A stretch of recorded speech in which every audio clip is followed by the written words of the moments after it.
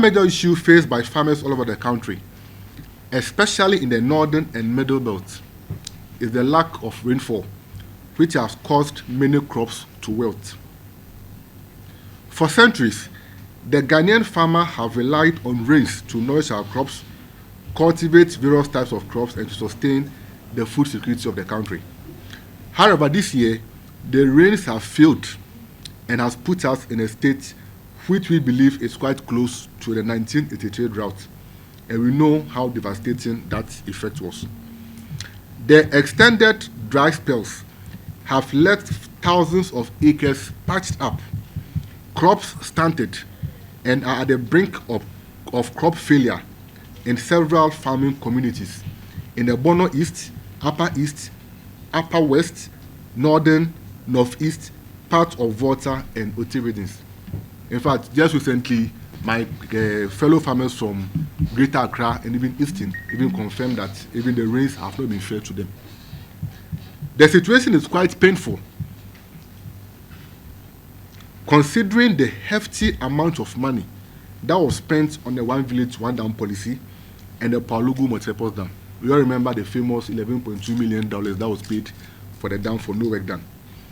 These dams should have served as an alternative source of water for our farmers in these hard times, but they currently remain pits and holes, whilst we the farmers suffer.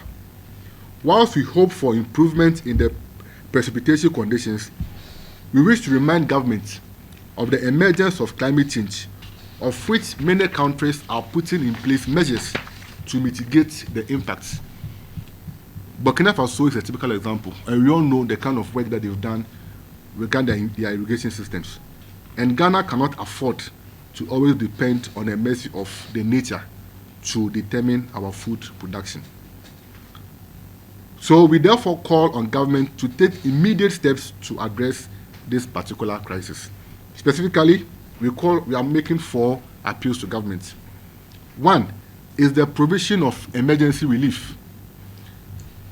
We urge government to provide immediate water supplies, including pumping machines for farmers who are close to water bodies, for them to have access to water and ensure that they avert the crisis that they are currently facing. 2, improved irrigation systems.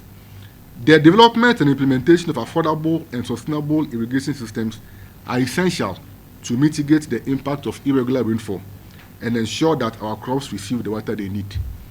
The effort to develop Palugu Dam and the other dams should be an urgent medium-term development plan of the government.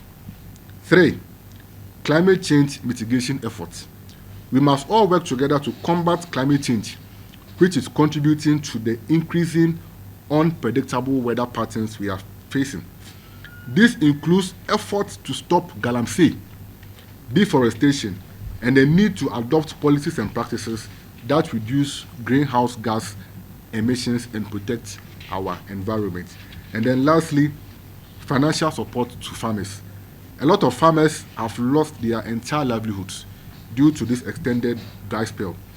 We therefore need financial support in the form of grants or low interest credit to help us recover and rebuild.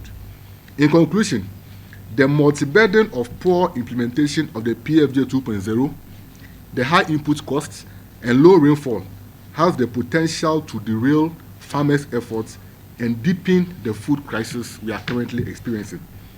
The government must, as a matter of urgency, take the steps to address the gaps identified in the PFJ implementation and also deploy an emergency irrigation scheme, support scheme, to provide water to recover what is left of the crops. Additional support to farmers in affected areas to recover and rebuild is non-negotiable. Farmers are suffering, and if farmers are suffering, Ghanaians will suffer. Help save the Ghanaian farmer and save the Ghanaian economy.